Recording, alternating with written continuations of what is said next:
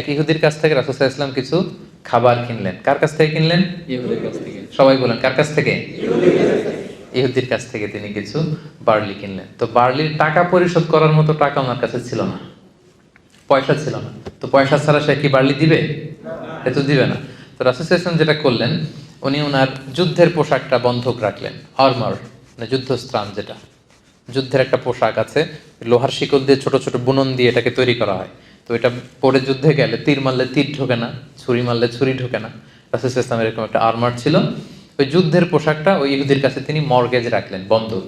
বললেন টাকা নাই, এটা রাখো, যেদিন টাকা দিতে পারবো ওদিন ছুটাই নেব। আমরা বন্ধক রাখি না অনেক জিনিস।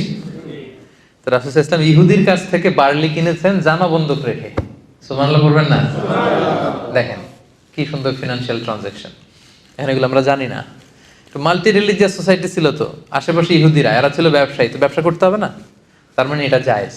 তাদের সাথে স্বাভাবিক ব্যবসায়িক যে লেনদেন, টাকা ধার দেওয়া, ধার নেওয়া, বন্ধক রাখা, ঋণ নেওয়া, কিছু কেনা, তাদের কাছে বেচা, এটা জায়েজ।